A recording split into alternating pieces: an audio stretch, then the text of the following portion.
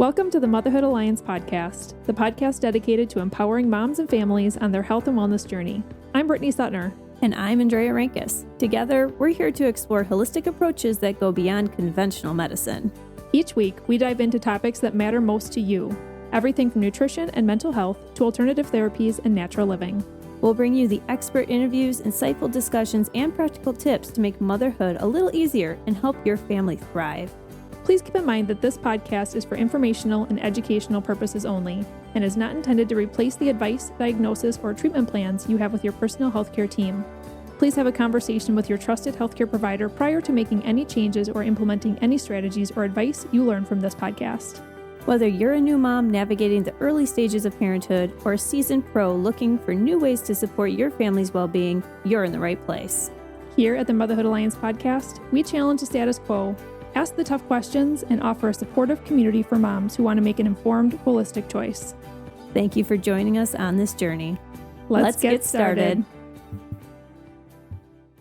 Hi, we are Britt and Drea from motherhoodalliance.com, and we are excited to welcome you to a 4-episode series with Sara Lindgren, a registered nurse, functional nutrition professional, health restoration coach, assistant professor of nursing, and the owner of Inspire Wellness NEW. With over 20 years in healthcare and a passion for functional and integrative wellness, Sara helps people uncover the root causes of chronic illness and guide them towards stronger, healthier bodies. She's all about practical foundational habits like sleep, nutrition, and movement that empower the body's natural ability to heal. And I will say, we go pretty in-depth in the science side of these episodes because, like I mentioned, she's a professor, so she really knows her stuff. When she's not coaching or teaching, you'll find her staying active, enjoying family time on her boat, cheering on her 3 daughters at their music and sports events, or traveling with her husband, Tim. It's time to turn up your volume. Let's welcome Sara to the mic. Hey everyone, welcome to the podcast. We are super excited to kickstart a brand new 4-part series with Sara. Welcome to the mic, Sara. Thank you. We are super excited to be talking all about cortisol and stress. We're going to be talking about gut health. We're going to be talking about autoimmunity. Like, these are going to be some deep dive, maybe a little on the sciencey side of episodes. I'm hoping so, because I like to get nerdy like I'm that. Excited. Mm-hmm. Yep. And I think you are highly qualified, knowing that you also educate people and are a teacher, right? You're associate. Definitely. Okay. Where do you teach? I'm an assistant professor of nursing at Bellin College in Green Bay. Yeah. Highly qualified, you guys. So you're going to be definitely wanting to take notes on these episodes. But before we jump into the content of today, let's talk a little bit about you, Sara. You were sharing with us that this past summer, your husband and you got to travel to Scotland and Ireland to celebrate your 20th anniversary. First of all, congratulations. Thank you. Yes, that was a bucket list item definitely for us for a while. What was your favorite part of the trip? Probably going to Galway. Galway was an amazing city. Lots of fun shops, pubs, just nightlife. It was really fun. I always said on my bucket list, I wanted to listen to an authentic Irish band in an authentic Irish pub, and I did.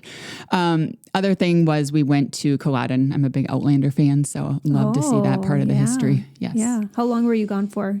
9 or 10 days. Yeah. Yep. Oh, man. Do you feel like that was enough time? Not to see everything. I felt like it was enough time away from the kids. Starting to miss them. It was our first time away from them for that long. So I was ready to get back to them, but not enough time to see everything we wanted. Oh, yeah. Like, I guess we'll have to go again. Yes, Darn. definitely. Yep. We're already kind of thinking what we want to do on our next trip. Right. Well, you just figured out where everything is, and now you're all good to go. Exactly. So. How old are your kids right now? 18, 14, and 9, almost 10. My youngest is a New Year's Eve baby. Oh, yeah. Yeah. So a very busy season. Yes, of life. Definitely. What kinds of things are your kids into right now? My oldest just started college, so we're getting used to her not being there all the time still, a little bit of an adjustment. She has been wanting to be a vet since she could walk and talk, so she is pursuing the animal science pre-vet down at Platteville. My middle is heavy into dance, soccer, very athletic, and my youngest loves basketball, soccer, gymnastics, so very we're busy all the time. How much fun, though. Maybe so fun. a bit stressful with all that, too. Well, and they're all girls, so yeah. And there you go, stress, too. Perfect lead into all of our topics today. Yes, absolutely. Well, you are an expert in integrative health, but you started out in traditional healthcare. So I'd love to just hear your journey from traditional healthcare into integrative healthcare. Sure. I actually started out in exercise science, and when I did my internship in there, I did a lot with nursing, actually in the hospital that I did my internship in, and I decided, well, this is a really interesting field. I actually want to go back. My mom's a nurse, so I grew up kind of around healthcare. And at that time, this was 20 some years ago, functional healthcare wasn't as big, I guess. It wasn't as well known as the benefits of it. So I went into traditional healthcare after graduating from nursing school. I did a year on a med surg floor in Oshkosh. I did about 10 years in the emergency department at Bellin here in Green Bay. So I always say I got really good at helping people put out the fires, but then I wanted to start helping to prevent the fires. When I was in the ER, I loved to precept students and new employees, so I knew that education was going to be my future at some point. And then when I started having kids, stopped wanting to work the swing shifts and holidays, so I went back to school to get my education, or my master's in nursing education. Been teaching for about 10 years now as well, but when I really started to transition into wellness and integrative medicine was right around, of course, 2020 when COVID hit. And the more I learned about it, the more I didn't agree with how it was being handled. It became very clear that the more comorbidities and underlying health conditions that you had, the more likely you were to have long-term or more serious effects from it. So that got me thinking about, well, how can we make our bodies in such a way that they can resist that illness? Because it became clear that everybody at some point was probably going to get it. Right. So how do we make sure that when we get it, that we are equipped to fight it off? And that's where I started kind of going down the wellness trajectory. I went to some seminars on wellness, and I got into a program that gave me a certification, or I earned a certification in health coaching. And through some seminars I continued to go through in that, I met registered nurses who owned their own health coaching business. And that opened my eyes. Up to that point, I didn't really, I guess, even think that you could do that without a nurse practitioner license or a physician kind of being over your clinic or wellness modality. And from speaking with them and networking, I really found out more that you could do, independently as a registered nurse and in the integrative field. And that's where I decided I wanted to do my own clinic, or my own practice, and really helping with health coaching, advanced labs. There's so much lab testing you can do that I don't think we even realize, because conventional healthcare just doesn't offer it. Right. And it's amazing. It's amazing what you can uncover if you just know what to look for. Yeah. Well, and I think most of us know what traditional healthcare looks like, the hospital systems, and we've all experienced the different doctor's offices. But I do have a curiosity behind your definition between functional and integrative medicine. What's the difference? They're very similar.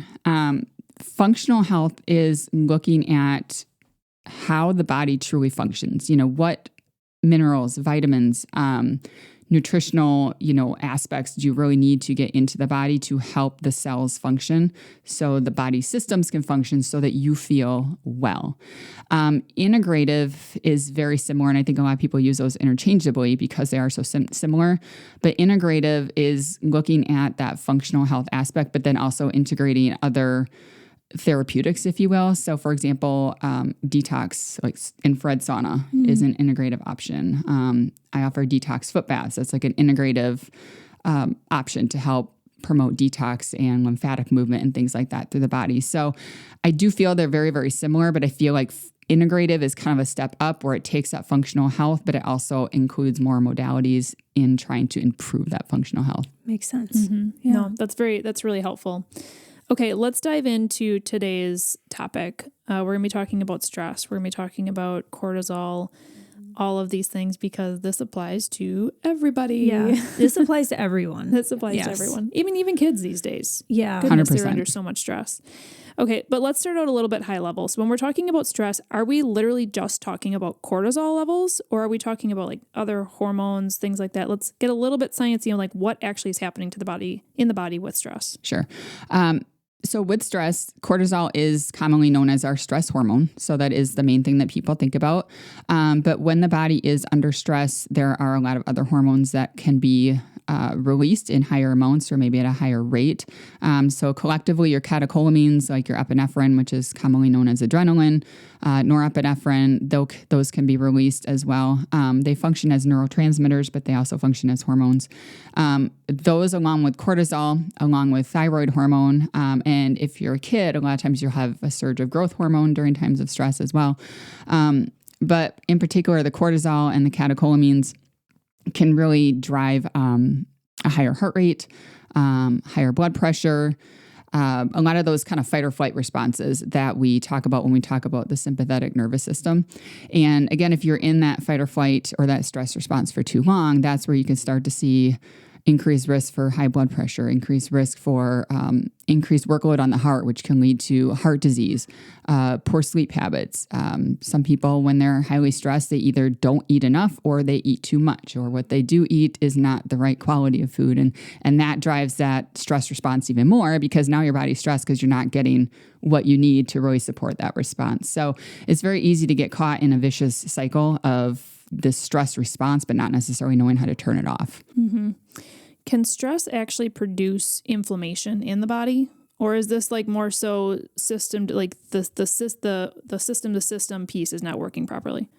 Yes and no. So stress is, so if it's an acute stressor, for example, I always tell my students, we've all taken exams. If you're taking an exam, you're getting ready to take an exam, you're going to be acutely stressed. You're going to have some cortisol release, some of those catecholamines, because they're meant to help you through the stressor. Cortisol can actually convert to cortisone, which is an anti-inflammatory. So it's meant to help reduce inflammation. However, when you get too much of it, now you have a chronic stress response, but you don't have enough of the pro-inflammatories to help fight off the stress response. So if you have too much or too little of it, you can get into either a disease state or a risk for a disease state. So with chronic stress, it can drive inflammation to a degree because if you are chronically stressed, now you don't have enough of those pro-inflammatories versus anti-inflammatories, because remember, cortisol is anti-inflammatory. So if you don't have enough of the things to put out the fire, that can then drive more inflammation, if that makes sense. Yeah. It just depends on what the stressor is. Too much cortisol can in and of itself be a stressor. So again, cortisol, if you ever look at literature of it, it's very complex. There's not necessarily 100% agreement on when it's good, when it's bad, what's too much, or what's not, because everybody's very individual on what they can handle. So acutely, stress is meant to be helpful. The cortisol response is meant to be helpful to deal with the stress, but long term, it drives a lot of problems. And I feel like that's why we're talking about this. Yeah. Right. Because now in today's age, there's a lot of people that are having stress long term. Yeah. Do you feel like most of the stress for people long term is going to be more like mental and emotional stress that's coming from the burden of life and the busy schedules and things like that? I mean, I would think it's less physical stress because so many people are sitting, which is also a problem in of itself. But where do you feel like most of the stress is coming from? So a couple things. So being sedentary is kind of thought of as the new smoking, if you will. It's just as bad for you, just in different ways. Especially in women, because our brains are different than male brains. They're going 50 miles an hour all the time. Even when we're sleeping, we got probably more going on in the brain, and it's just how we're wired. And there's kind of buckets of stress. So there's things that may have physically happened to you or diagnoses you may have had in the past, things like that are stressing the body or maybe have stressed the body. There are toxins that we're exposed to. I always tell my clients, if you breathe air, if you drink water, if you eat food, you have toxins in your body just because of how they're grown or how they're produced or what's in the water, depending where you get that.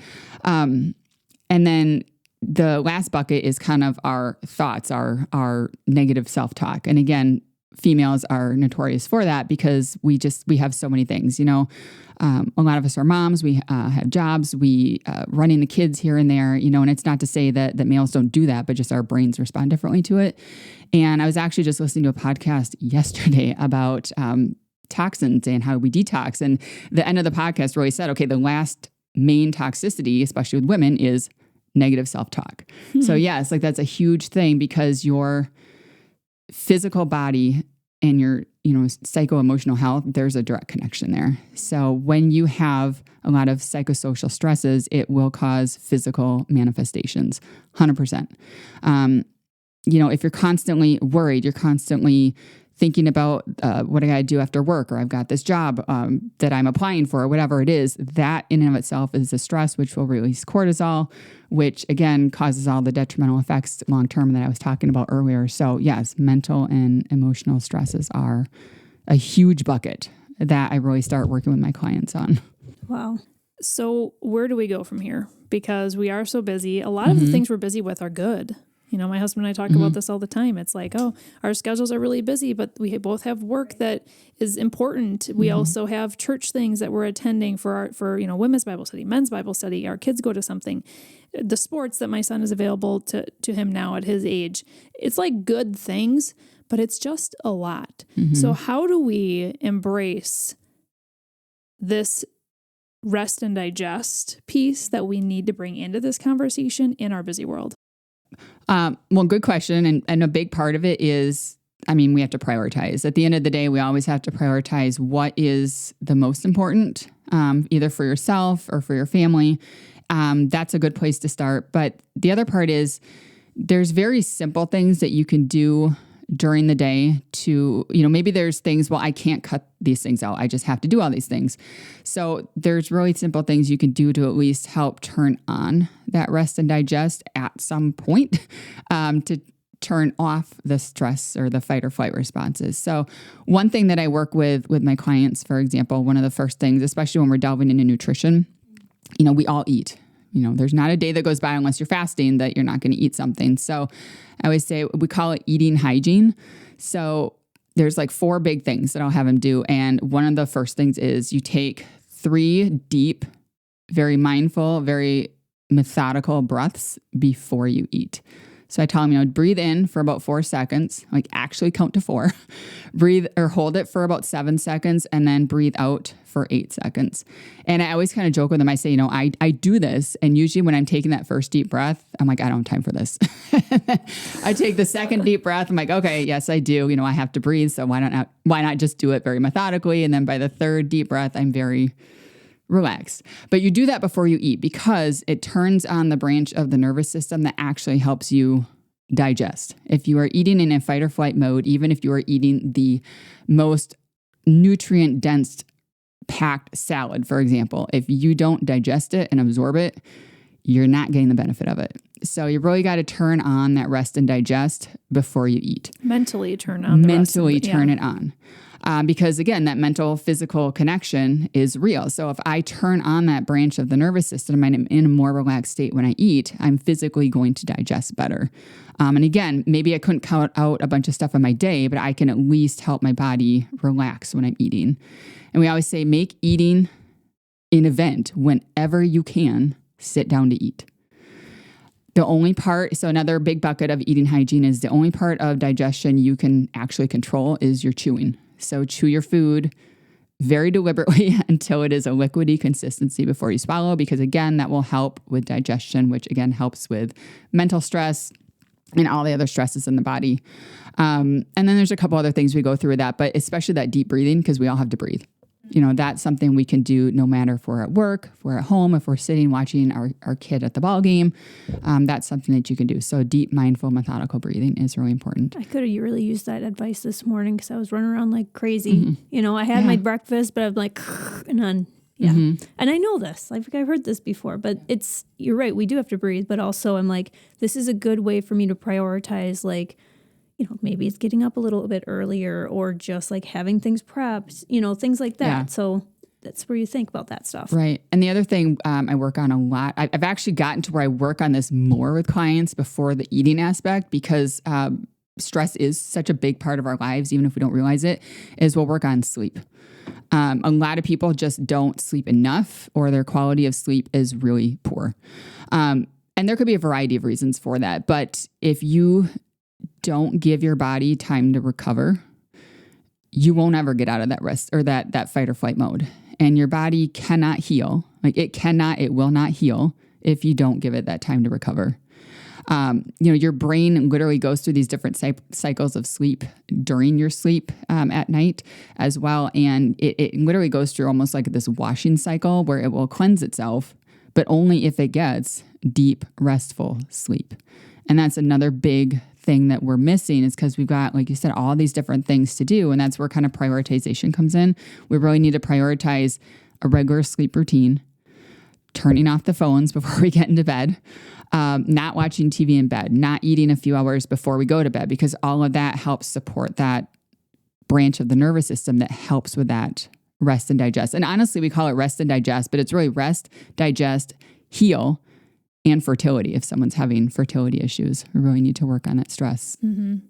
Do you feel like I've heard when people talk about sleep, like it should be completely pitch black in the room. Like, do you have any other setup tips for how people can really maximize their sleep? Yeah. And most of us don't do this. I'm not going to sit here and say I do it all the time either, but it's good if you can actually leave your phone in a different room. Having, like I said, a good sleep, the environment is important as well, but having that regular routine of when you go to bed versus when you get up. It's best if you don't have pets sleep directly on the bed, because they can often be a source of us waking up, which is disrupted sleep.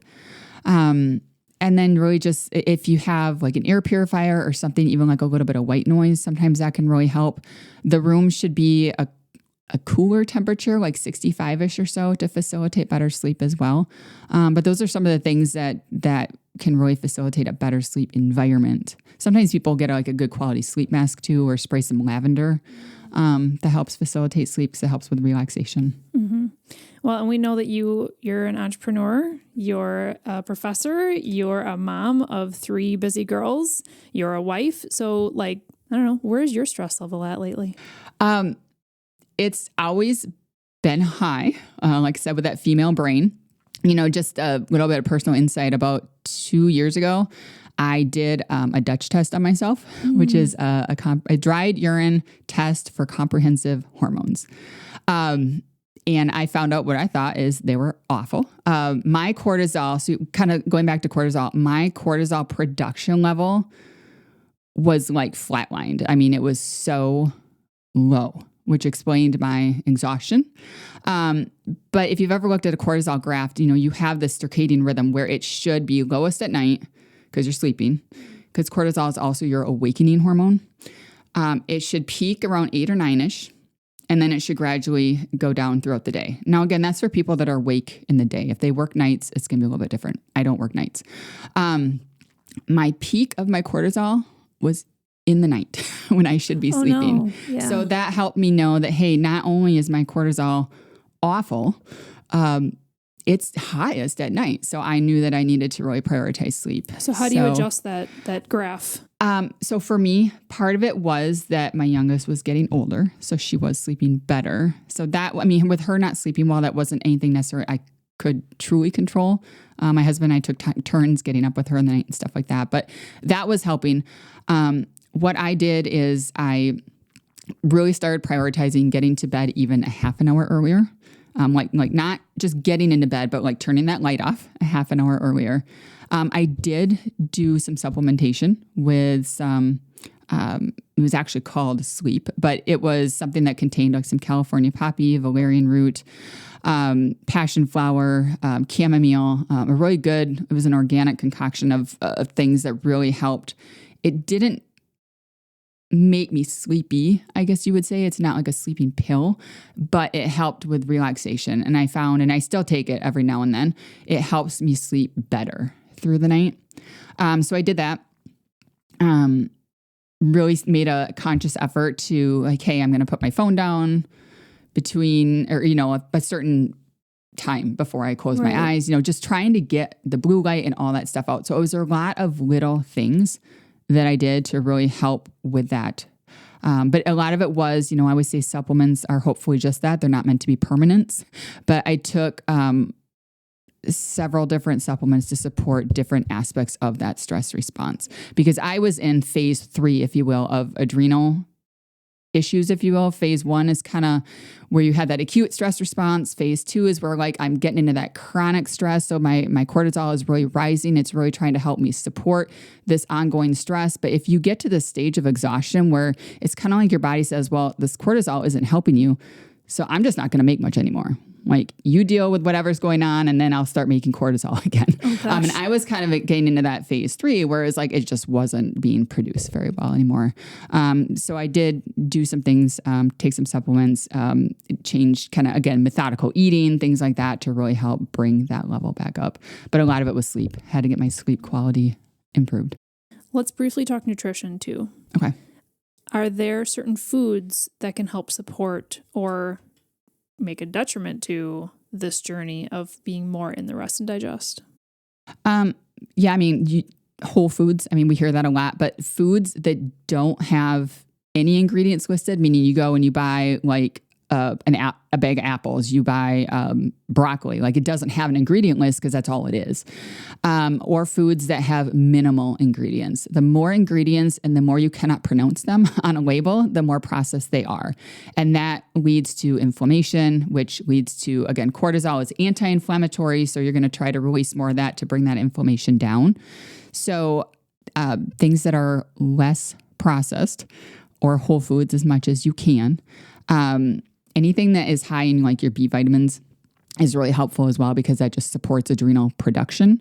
And then things that are relaxing, like teas are amazing, like chamomile teas, lavender teas, hibiscus teas, things like that, especially in the evening because they're going to help support that normal adrenal function, but also kind of put you into that more relaxed state as you prepare for bed. I've done that too with the teas. Yes. Yeah. And red light glasses too. Yep. Blocking blue light. Blocks blue light. And even if it, on your phone, if you're like, gosh, I work all the time. I'm on my phone. I can't put it down quite yet. A lot of phones will have that night light on where if you set it for a certain time, it'll at least dim some of that bright blue light, which can help because there's research that shows that blue light will actually reduce your melatonin. And melatonin is something we want for sleep. We want cortisol more during the day to help us make it through the day, just not too much of it. And we want melatonin in the evening to help facilitate sleep. I found a big difference for me when I'm consistent with it and not. So that's a big thing. You cannot do something for a day and expect it's going to fix anything. I feel like we should repeat that. Yes. That applies to a lot of things. Yes. Well, I say if your doctor gave you 2 weeks of antibiotics and you take one, you're not going to feel better. If you have high blood pressure and you take your high blood pressure pill for 2 days, you are not curing your high blood pressure, So if you do infrared sauna or if you take that supplement for a day, a week even, and you don't feel different, well, you haven't done it enough. You have to be consistent. Right. Have to. Well, and just to finish out this episode, just bringing it back to you, I mean, you're an expert in this area, but you're also busy. And so this is where we want to learn from you. You've shared a couple of tips already that people can bring into their day-to-day, which is amazing, and I love that. Do you have any other like non-negotiables in your life that help you just stay on track with your own health? Yes. More recently, probably the last 3 months, I have, and we may talk about this later, but I've started taking bioactive peptides. There's a lot of different ones out there. These are bioactive, so they are natural. They are not synthetic. But it comes in a powder, so it's oral. I put it in my drink, and I drink that in the morning.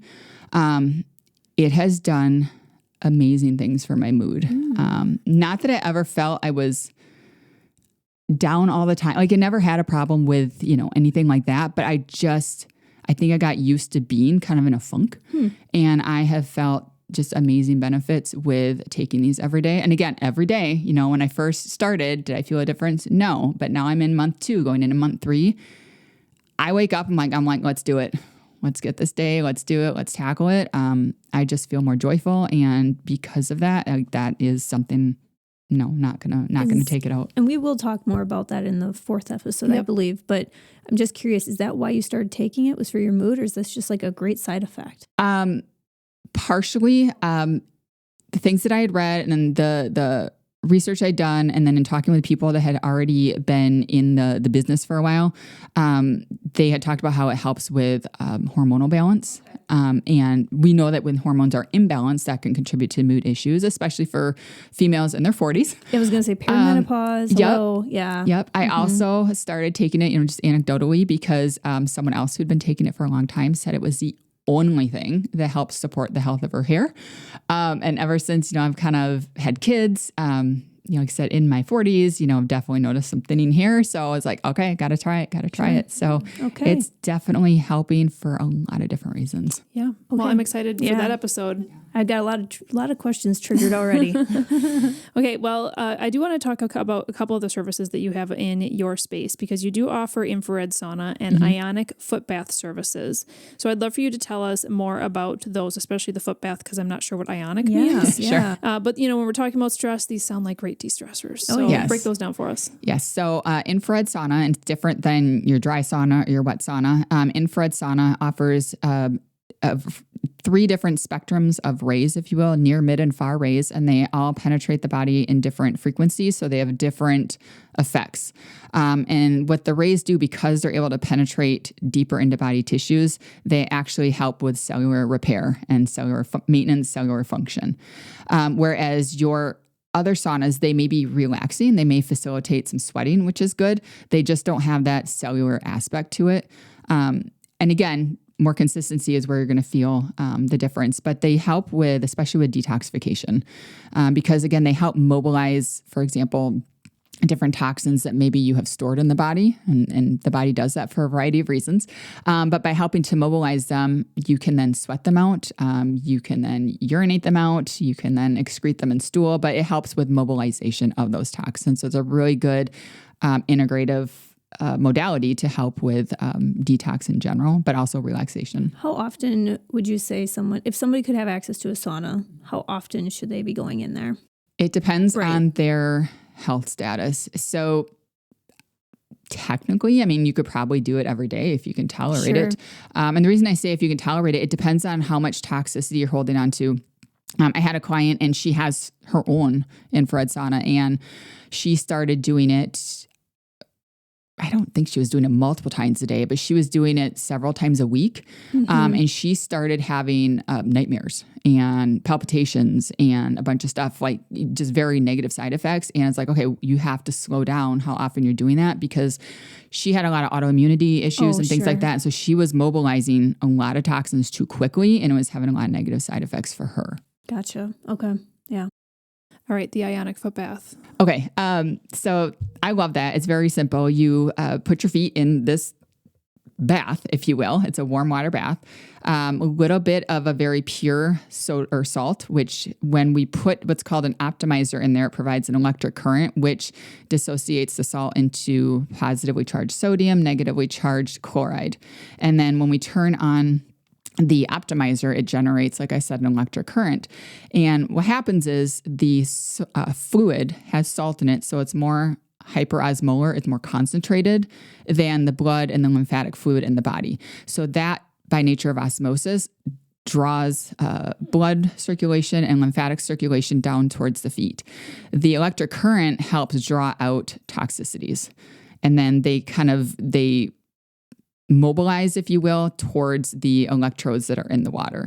So you can actually see, it looks disgusting by the time anybody is done. Really? And part of it can be, of course, impurities in the water, depending on what kind of water you have that can cause some of the discoloration. But regardless, you're still making that water hyperosmolar, so it's still doing that same thing. And again, it's relaxing.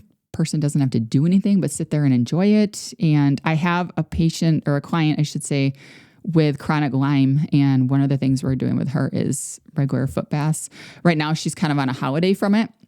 Because again, she's got a lot of concerns with the Lyme, with how long she's had it. So we take breaks periodically, but she feels a lot better after she does those foot baths. That is fascinating. Yeah, how long do you sit with your feet in it? A max of 35 minutes is the recommendation. Okay. Yep. That sounds great. Yeah. Yeah. I want to try it. And I know, I'm like, how disgusting is that going to look? Yeah. Whoa. And again, the more toxic you are, the quicker you're going to feel a relief, which is why she feels more relief so quickly. But again, it's a relaxation thing too.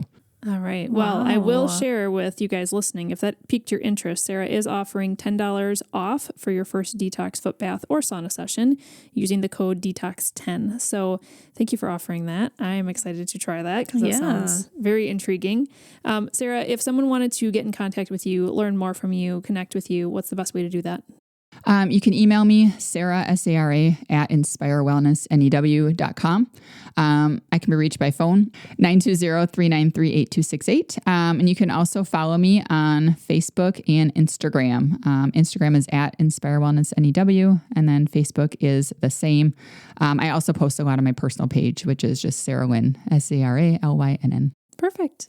We have 3 more great episodes coming up. I'm excited to continue to pick your brain because it is deep. And next up, we're going to be talking about gut health. It's going to be a great conversation about detoxing, so kind of continuing that conversation as well.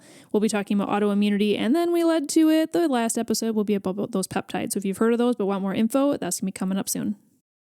If you enjoyed this episode, would you consider leaving a rating or review or sharing it directly with a friend who could benefit from the information? We know that you're a busy mom or caregiver, and our goal is to make your life easier by bringing tips and tricks directly from experts into your earbuds. By sharing this episode with someone you love, you can play a critical role in helping to make their life easier as well. We appreciate your time, and thank you for being a part of the Motherhood Alliance family.